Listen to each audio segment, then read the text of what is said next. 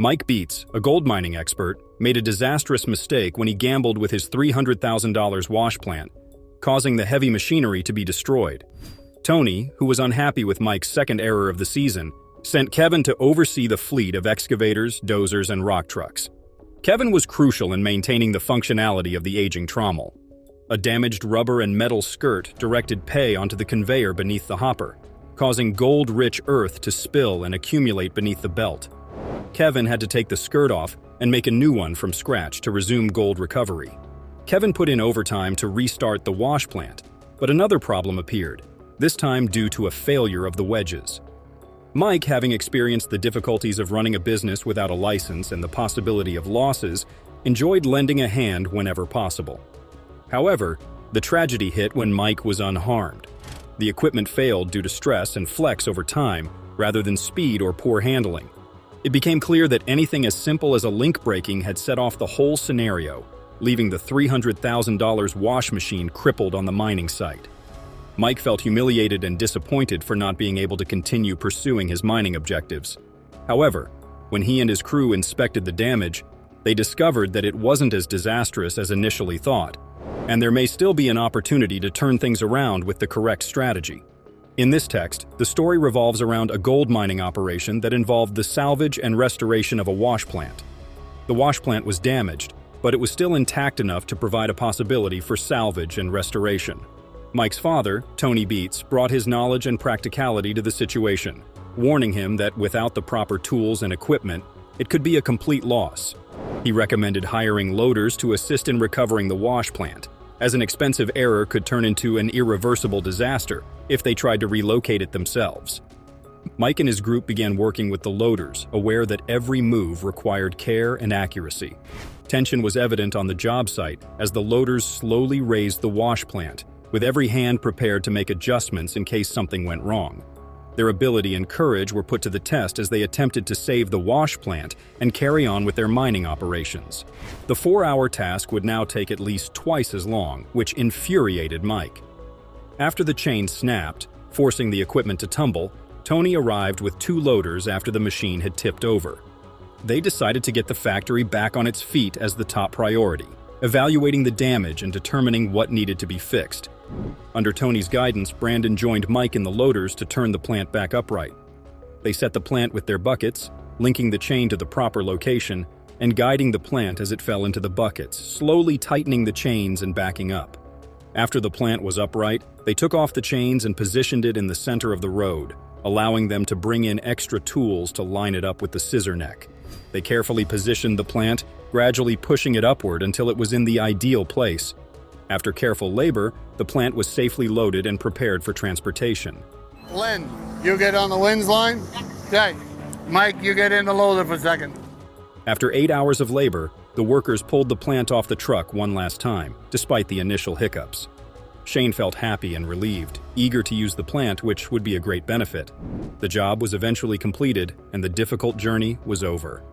Tony Beats faces numerous challenges due to the closure of a foreign beets plant, which has led to significant water runoff undermining the access road to the dike, a crucial barrier defending the neighboring creek. Sediment has accumulated beside the road, creating a dense, grit-filled layer of rubbish that highlights the urgency of the cleanup effort. The team aims to restore access by filling low areas with substantial loads of rock to strengthen the dike's weakening structure and prevent further breaches. Cleaching silt becomes an all-consuming effort, as the water board may halt operations if too much silt enters the creek. Preventing contamination of the creek is crucial for advancing their work and preventing regulatory hurdles from environmental violations.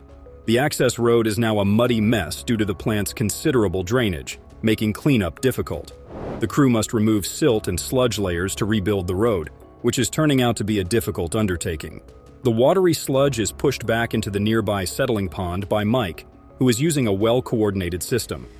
At the same time, each rock truck is pulling up to unload loads of overburden.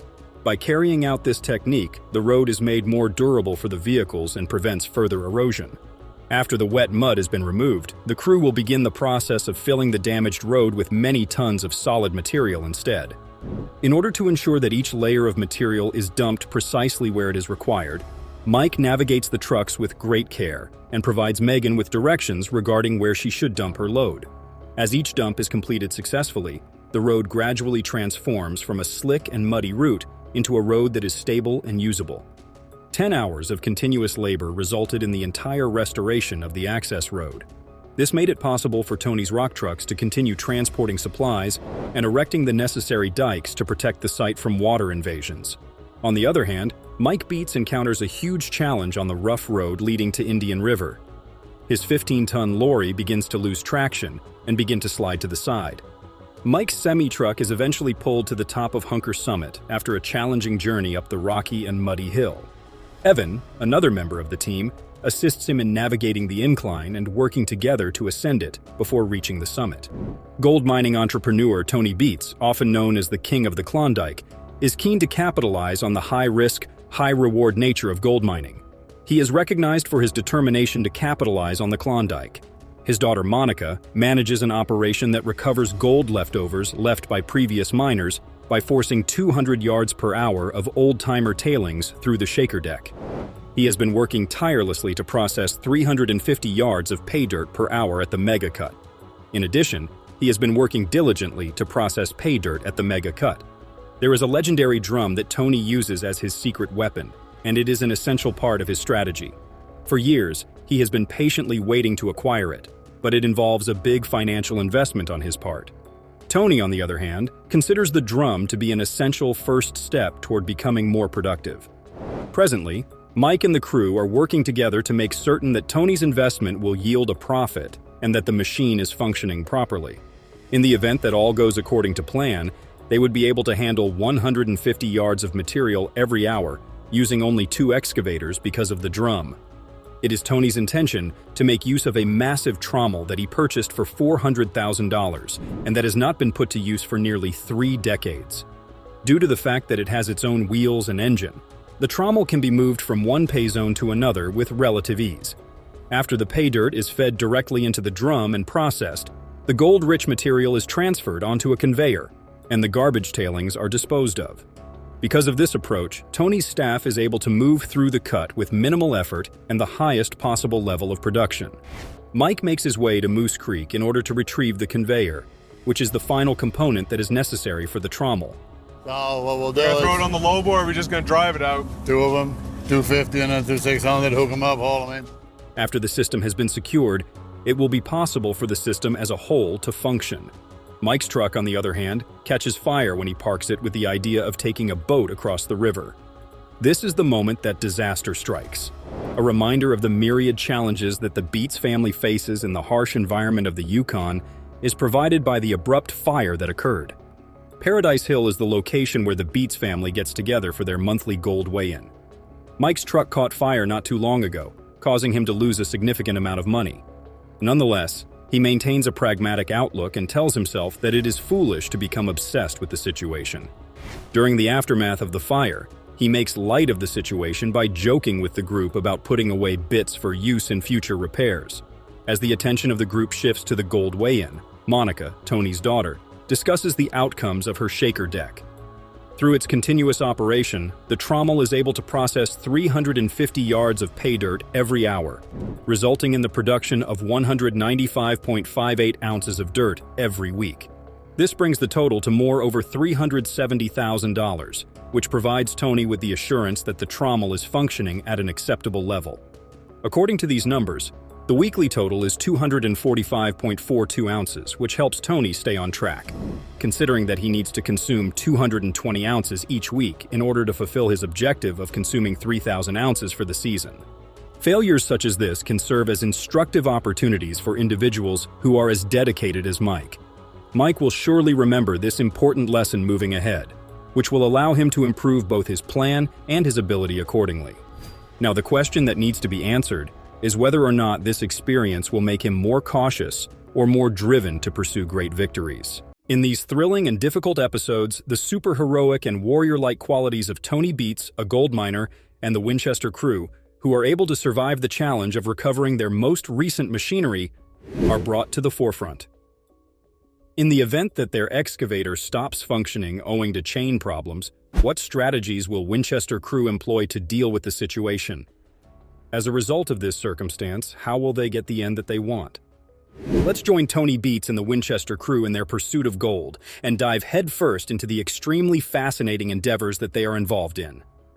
During his search for gold in Paradise Hill, Yukon, Tony Beets jumps headfirst into his objective. Tony Beets is making progress in the correct direction to achieve his goal of digging 5,000 ounces of gold, utilizing the sophisticated technology that is operating to effectively carry out his objective. He is in the process of maintaining his previous record. The most significant obstacle that he must overcome in his endeavor is the weather conditions, which have the potential to produce a significant disruption in his path. Even though it is the middle of September, the persistent rain is making the situation more stressful for the leader of the clan Dyke. This is because the rain is slowing down the machinery. In light of the fact that he is only 900 ounces away from achieving his objective, he is all set to dig the 80 pup cut, which has a great deal of potential to uncover a substantial quantity of gold. The rain is making things tough for them because it is filling the pond with water, but he is so excited to see the mounds of gold that are in the 80 pup cut. They were confronted with the same difficulty 12 weeks earlier, which led to the entire suspension of their operation. At that time, the ponds were flooded with water, and they had to construct them once more. This time, the same weather scenario puts a significant amount of pressure on his nerves, and he instructs Mike, one of his crew members, to take the 220 excavator to the dike by the pump area in order to fix things up and to prevent the dreadful repercussions of the water falling down in the ponds and disrupting their activities. The excavator 220 that Mike is operating is making its way through the sticky mud on its way to the dike. In spite of the rain that is getting heavier, he is hoping to reach the dike as quickly as possible. The excavator gradually slows down as a result of the muddy ground, which prevents it from progressing any further than it already has. In an instant, the excavator comes to a complete halt and starts to sink steadily. When he sees the excavator sunk down there, he appears to be somewhat dissatisfied. At this time, Tony arrives at the location and expresses his desire to retrieve the submerged excavator. He immediately ceases all of his mining activities because he is unable to continue with the mining endeavors without the excavator, and he cannot allow his machine to continue in this manner. It was initially their intention to pull the sinking excavator out of the water with the assistance of 2 additional excavators. However, this endeavor has not produced any results at all. They need to broaden the scope of their struggles in order to bring heavy gear to a state where it can function properly. As soon as Tony comes up with a strategy to bring the excavator through the door, they are prepared to put it into action without delay. He divulges his strategy to bring in further reinforcements. It is his intention to bring the 18-ton D6 dozer, as well as the enormous 115-ton D11 dozer. In order to construct a sturdy foundation for the excavator, he intends to first remove the water from the area surrounding the submerged excavator, and then, with the assistance of a D6 dozer, force the coarse tailing into the hole. Last but not least, the colossal D11, which is a monster with 850 horsepower, will bring out the excavator while it is on the sturdy reinforced ramp. Within the plan, they discover a glimmer of optimism. In spite of the fact that the idea appears to be fantastic, it turns out to be quite challenging to implement due to the enormous amount of dirty water. Tony assumes control of the D6 dozer and starts the process of removing the water from the area. As it should have been, it starts to demonstrate the progress that has been made. On the other side, Mike begins to add coarse tailing to the pit, and it proves to be really beneficial for them. Even if the severe rain in Paradise Hill slows down the process of gold hunting, Tony is still optimistic that he will be able to harvest more gold out of the 80 pup cut, because it has proven to be quite fertile in terms of producing gold. Tony and his family are currently seated at the dinner table, which is located in their regular location. He laughs at Mike's suggestion that he should be held accountable for allowing their excavator to become submerged in the muck, because he has been driving the excavator without paying attention to the directions. It appears that he is pleased to be able to release the tension in a span of 2 to 3 hours. Despite the fact that Tony claims that the success is the result of his engineering and wisdom, Mike says that it is relatively simple to retrieve the excavator. Tony laughs as he makes this assertion. In the meantime, Mike is weighing the gold that he has acquired by pouring it into the tray. Tony requires 300 ounces of gold in order to maintain the functioning of their family's system. As soon as Mike starts pouring gold out of the jar, the entire family immediately focuses their attention on the scale, and they start reading it out loud. Almost immediately, The readout goes beyond 300 and to 500 ounces, which is significantly higher than what they had anticipated. The entire amount of gold that they acquire is 4,601 ounces, and they receive 500 ounces of gold that is worth $850,000. As a result of their excursion that took place in extremely severe weather conditions, they consider it to be exceptional. Jason Fraser, another mining boss, has arrived to Tony Beat's Hunker Cut along with his Winchester crew. This is occurring on the opposite side of the fence. They have been in Yukon for the first time, and they are getting close to the end of their first season there. After the toil associated with a lengthy summer season, they are so eager to get back to their homes. Therefore, in order for them to continue living freely, all that is required of them is 200 ounces of gold to pay their landlords. They are optimistic that they will achieve their ultimate outcome, which is to acquire approximately 200 ounces of gold. Tony gives his blessing to the proposal because he will profit 30% from it. As of right now, they have already reached 106 ounces, and the entire cut has been thoroughly investigated. The truck that John Van Tuyl is driving to the Winchester is equipped with a double-barrel wash plant that he has constructed at his home. He is holding the steering wheel. Over the course of the season, it has been functioning fairly well, and he is still holding out hope that it will continue to function in the same manner. As the third member of their skeleton crew, Butch, who was formerly employed as a logger, goes through the process of becoming an excavator operator. He goes from being a novice to being deeply appreciative. In the midst of his announcement that he is on the final thread of 10,000 yards, the excavator suddenly hits a setback. In the course of its operation, the chain of the excavator breaks. Following his descent from the excavator, he makes a beeline for Jason in order to convey the news that the trammel has ceased functioning. Upon Jason's arrival, they investigate the situation and discover that the chain that is dangling down the excavator is the cause of the machine's inability to function properly. They discover that the chain has been severed from the master link, which is responsible for holding the entire chain together. If the master link has become inoperable, the Winchester weapon system will be unable to spin its twin-barrel wash system. They have arrived at the conclusion that in order to avoid any delays in their work, they need to locate an additional master link to the chain. They search through a large bag of links and correctly identify the one that can be of assistance in the event that it is needed. However, John instructs Butch to attach the master link that is broken. He requests that he activate the TRL by turning the black button on the opposite side of the device to the opposite position. Subsequently, he requests that he let it go slowly while holding it. After that, he instructs him to move his hand slightly, since he does not want to cause his hand to get more compressed. Immediately after he raises his hand, the chain is unable to reach its wheel and they are forced to halt it for a period of time. They give it another go in an effort to recreate the procedure, and this time, they are able to make some further headway. During this time, Jason arrives at the location with the master link and climbs up the ladder in order to execute an assault on the chain. Finally, the Winchester crew succeeds in continuing their mining operation after the hard 2 hours of labor with the chain. They have a limited amount of time to meet their objective of 200 ounces, which is still 94 ounces short. Winter is just about to set in, and they have that time as a premium. When it comes to machinery, Jason laughs at the fact that they, like people, do not enjoy working during the winter months. Having returned to Tony's residence, he is currently seated alongside his woman. They have positioned themselves in anticipation of the Winchester crew, who are just about to arrive after cleaning the final patch. While he is thrilled, he is also hopeful that the Winchester crew will be able to accomplish what they have set out to do. During this time, the Winchester crew arrives at the location, and Tony inquires about the malfunction of the equipment that is causing them difficulties in their endeavor. Jason starts to pour the gold from a box onto the weighing scale, and they start reading it out loud at around the same time. They appear to be quite ecstatic and content with the discovery of 101 ounces of gold, which is beyond their expectations. This is because they have finally accomplished their objective, which is to acquire gold worth $350,000. Tony extends his most heartfelt congratulations to them on the successful conclusion of their first season at Yukon, and extends an invitation to return to the location.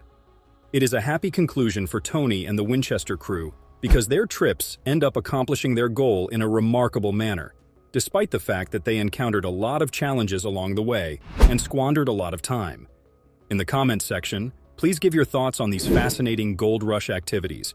And don't forget to like, share, and subscribe to the channel for more exciting and adventurous adventures in the future. Embarking on a journey beneath the rugged terrains and fierce determination of the Gold Rush series, we unveil the glittering treasures that have left us in awe. Join me as we delve into the remarkable world of Tony Beets, Parker Schnabel, and other fearless miners, and witness their most exhilarating gold finds that have defined the very essence of discovery and ambition. From heart-stopping moments deep within the earth to the euphoria of striking it rich, these are the extraordinary tales of gold that have captured both our imagination and the very spirit of the hunt. Tony Beets and Parker Schnabel's and other best gold finds on Gold Rush. They face trials and triumphs on the road to this Olympic gold. Tony spends more money on gear in order to have his most productive season ever, while Parker's staff strives to increase their gold output. Both are determined and confident in their ability to succeed financially despite setbacks like broken machinery and lengthy road construction. The search for gold in the ancient miners' tailings pays off for Tony, while Parker's home is threatened by flames. But they both strike gold and far exceed their season targets. Tony is still committed to producing 9,000 ounces next year, and Parker is excited about the prospect of acquiring additional mining land. Gold miners like Tony Beets and Parker Schnabel, among others, share their greatest gold finds and experiences with the research team on the popular reality show Gold Rush. The Winchester lads are under pressure to impress Tony Beets with the efficiency of their wash facility, and must act quickly to do so. The strut of the plant causes a minor problem, but in the end they are successful in setting it down on the pad. However, they find that a supporting leg necessitates rearranging the sluice boxes, prompting John to construct an addition. Despite the difficulties, they self-repair everything and are now prepared to run pay. Knowing that taking risks is integral to the mining industry, they eagerly await the first scoop of pay dirt. After 25 straight hours of equipment operation, Tony Beets' crew is hopeful that they have delivered gold and broken the curse.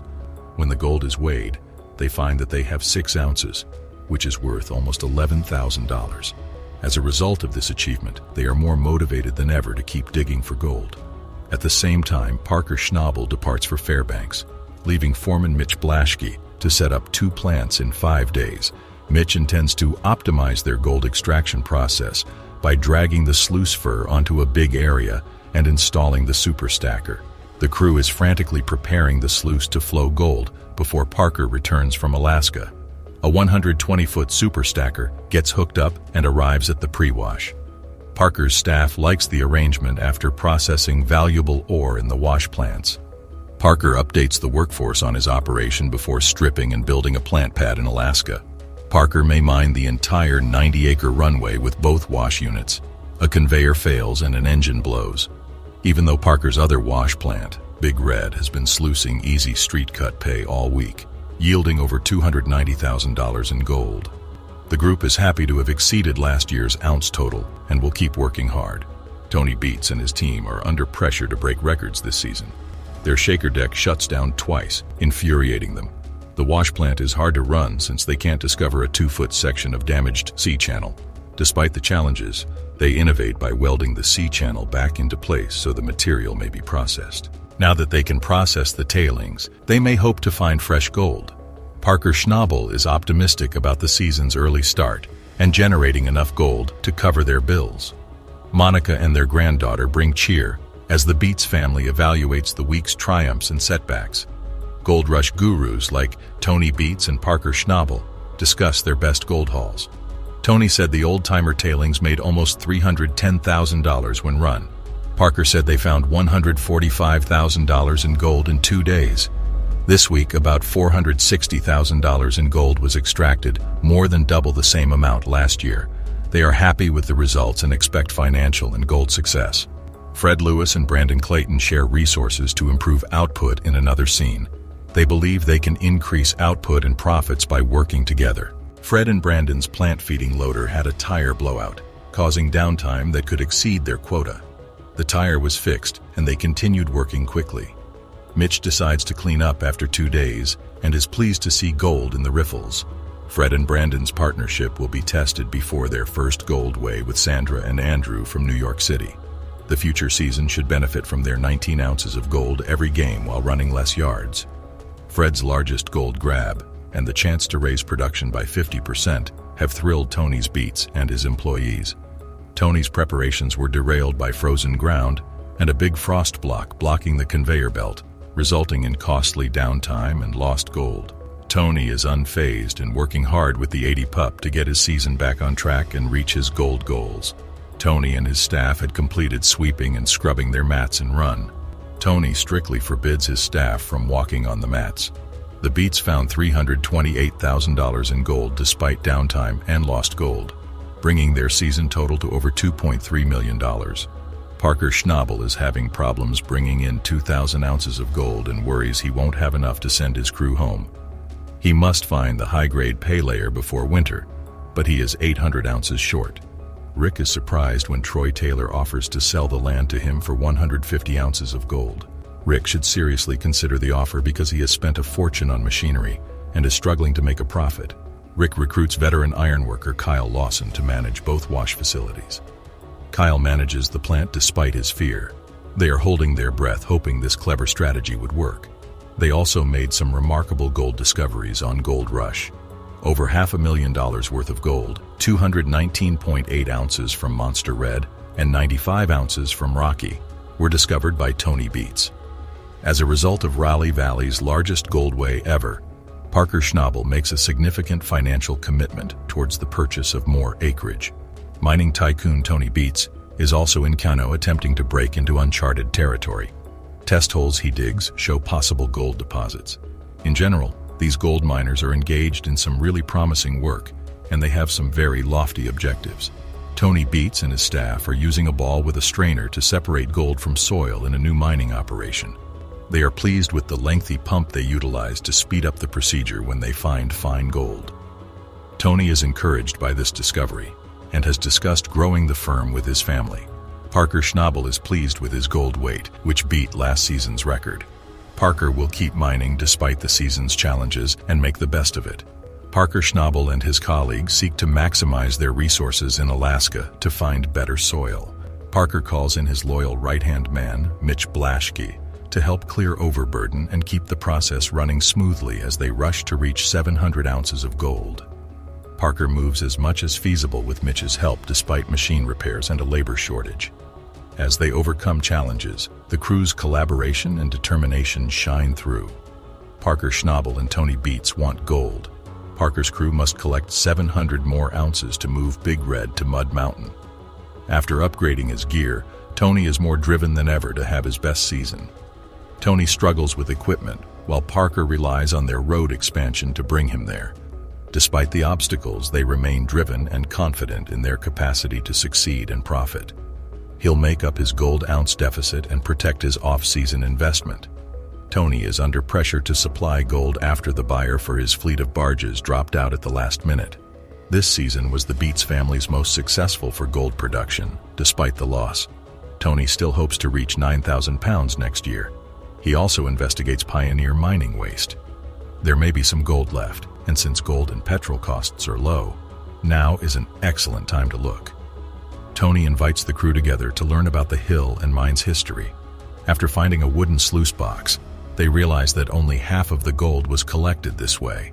Tony wants to dig into the tailings and find themselves.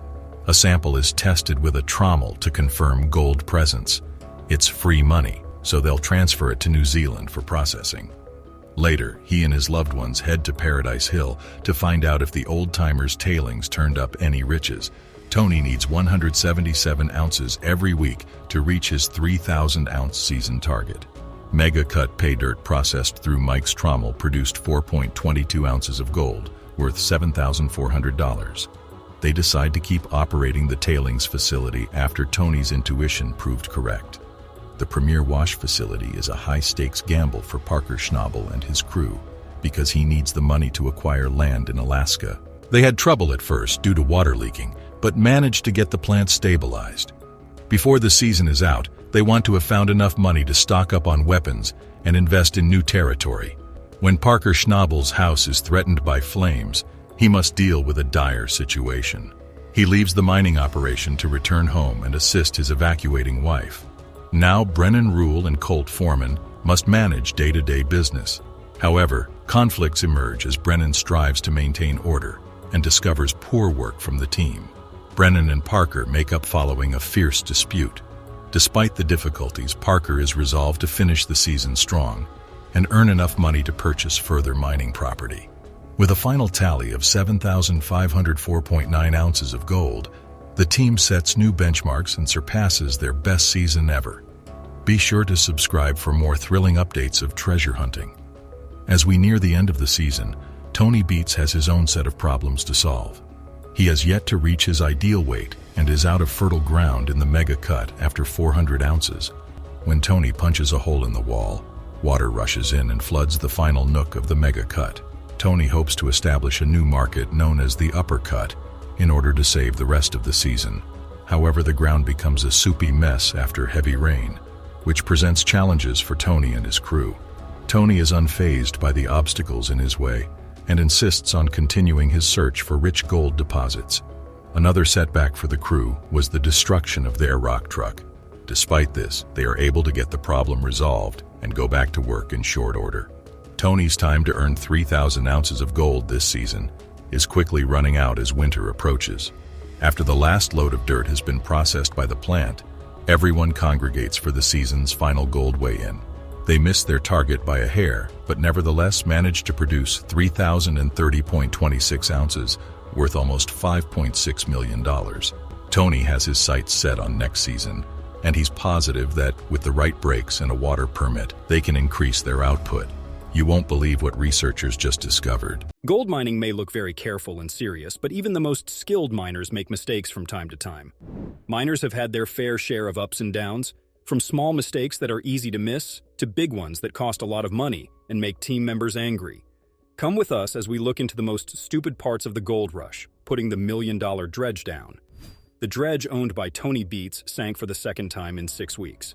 He was told to go down and check on the dredge, even though it was his day off. What Tony saw when he got there could have been better. That machine held a lot of money, and it was just sitting there. It wasn't a happy moment. It looked like the team knew how bad things were, but they didn't know where to begin. The issue had to be fixed, but it was extra hard because the machine had to work by the time Tony got back. They were working on the pontoons to get rid of the water and get the dredge to float again. They thought something was broken. The pontoons quickly filled with water. Knowing how bad things were getting, one of the team members just turned around and signed, saying that Tony and Kevin would not be happy with this. When they tried to fix things quickly, there was too much water in the pontoons, so they just tried to lighten the load to get rid of the weight. They were sure that the boss would not be happy with them because the company loses about $1,000 an hour when the digger is not working. In the end, that's a lot of cash. They set up 6 pumps to drain the water to fix the problem with the pump that was sinking, but they knew they were losing. They didn't even believe the pumps could do the job. Mike really helped them out by getting a strong pump that could move 3,000 liters of water per minute. After fixing the pump, they left it to do its job. They remembered that $1,000 went by every hour. They had been pumping for water for 12 hours and spent $12,000 on it. They finally pumped the water out of the pontoons. They needed to figure out why the digger sank in the first place. When Roger Redball looked at the dredge and saw that the doors were open, it was a big surprise. The team had been working on their own problems and trying to get through the cut. They realized that this wasn't a natural or technical failure, but rather an error made by a person. Because the doors were open, sand and water could get into the pontoons and cause the dredge to sink. The whole thing was their fault. When Tony and Kevin got back from the sale, they did what they were supposed to do and asked what happened. The mine boss still wanted to know why the doors were left open, even after he knew what had happened. It turned out that the night shift team was to blame. They weren't looking at the digger. Now that the pontoons were fixed, Tony didn't want to point the finger at anyone. He just wanted to turn the dredge around and use it again. Again, the groundwater and water from the holding pond made the dredge float. They were getting ready for the next step. She and her team showed that they were ready, and they asked Mike right away how to move the dredge. Kevin told them to work quickly so Jason wouldn't be able to start digging in the new area.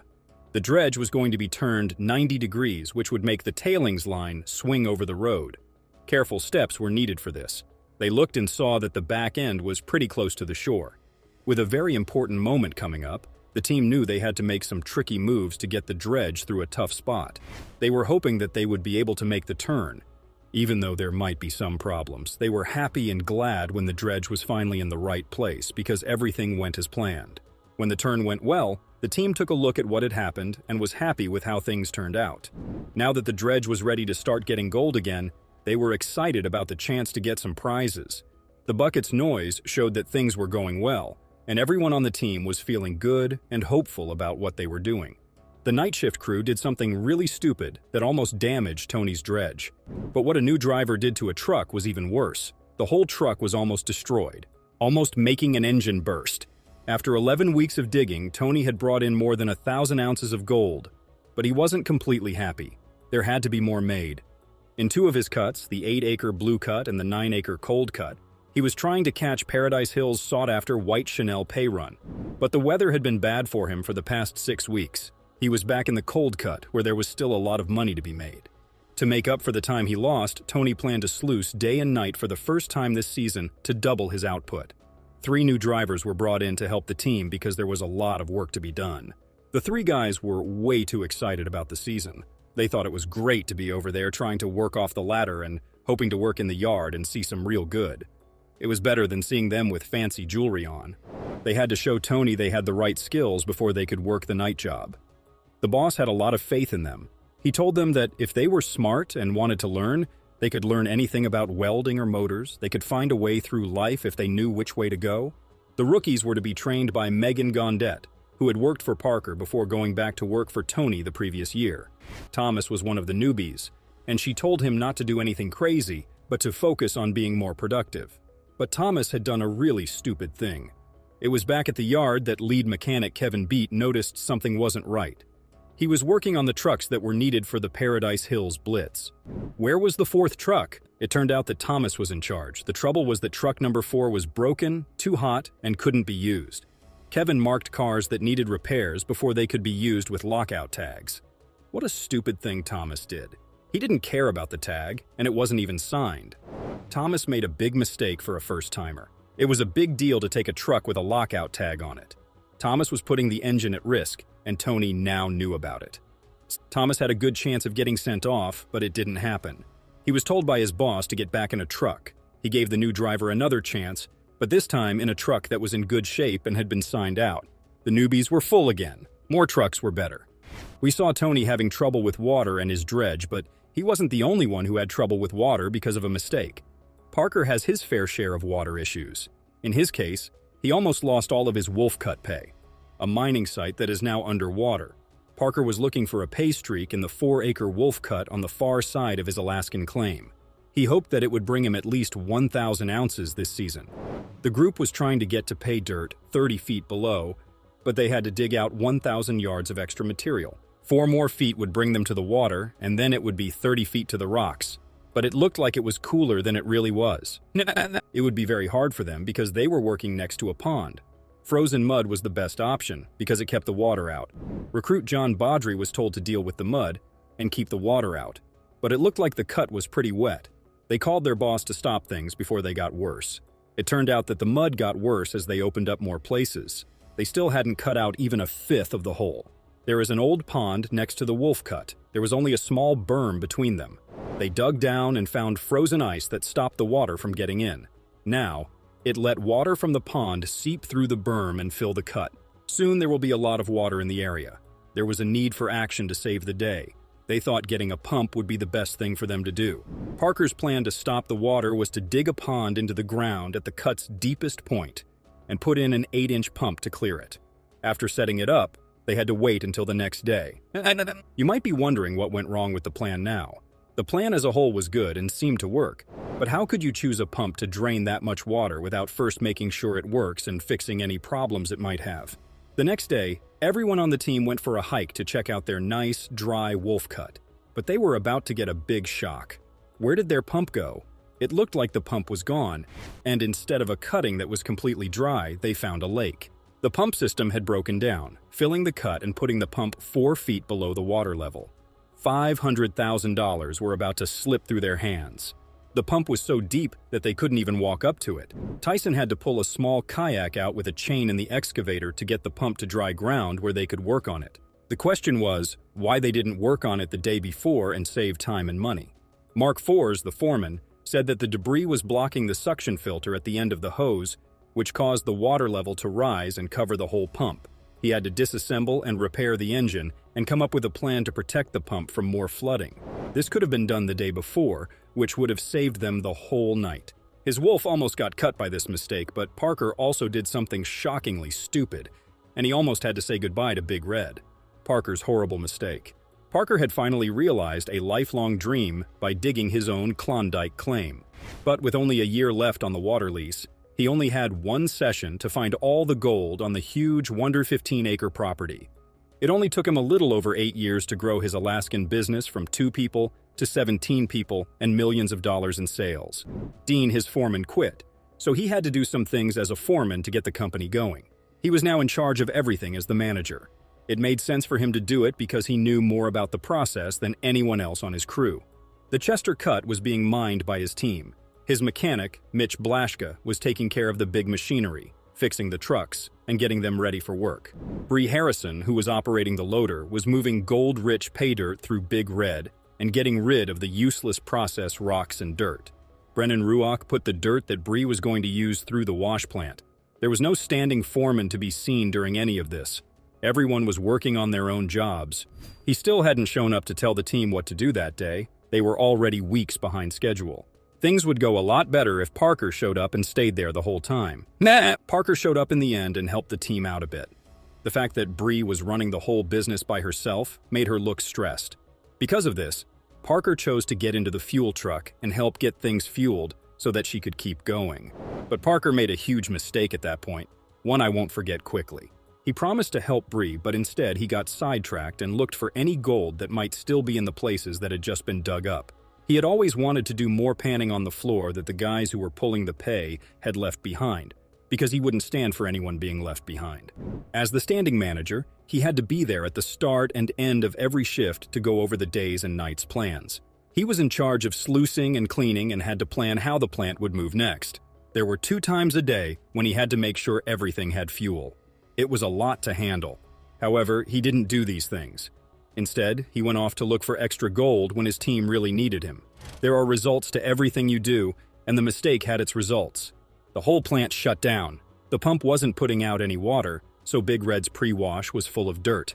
It was too dangerous to keep going because the pre-wash was about to boil over. Bree had to stop everything before it got worse. The harm might not be fixable. Why wasn't there any water? Not enough power. Yes, Parker said he would feed everything, but he didn't. Big Red was now down. It would have saved a lot of time and money to do something so easy. He messed that up, though. About $2,000 worth of gold is left in the ground every hour that Big Red is down. To be fair, it had been a long time since he had to deal with operations maintenance. There have been mistakes made by miners, which has cost their bosses money and property damage. Parker's team made a big mistake that cost him a lot of money. Big fuck up. Mitch and Brennan had a hard time moving Big Red a week ago, but they made a mistake that cost Parker a lot of money.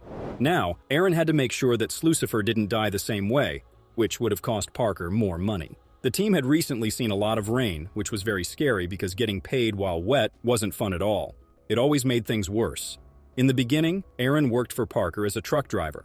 Since then, he has shown that he is good at driving a loader and is now in charge of Parker's most productive wash plant. He was by himself with the wash plant that day and did something very stupid. He made a big mistake because he had already done that stupid thing.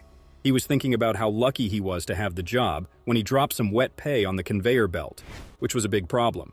It had already been a month late for Parker on the Indian River, and now the wash plant was full.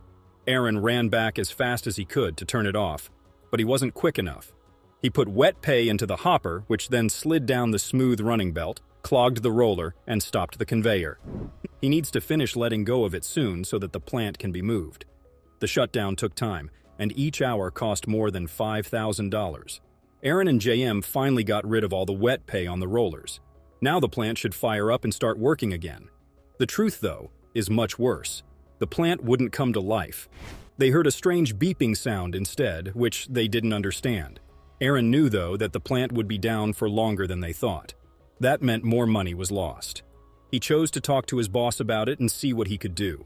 Porter, on the other hand, was very busy and needed more time. Instead, he told him to go find Shane. Aaron hoped that Shane could fix the plant with one magic touch, but when Aaron got there, Shane found something that Aaron didn't expect. The belt was not attached to the motor, so it was broken. What a problem that was. It was impossible to turn the belt because the heavy wet pay had broken it. Aaron couldn't stop letting his stupid mistake bother him. They worked on the plant for 2 hours, and Shane fixed the broken belt during that time. Even though the plant finally got back up and running, the damage was already done. It was already late, and Aaron's stupid mistake cost Parker important time. Say what you think about these shocking mistakes these skilled workers made. Tell us in the group.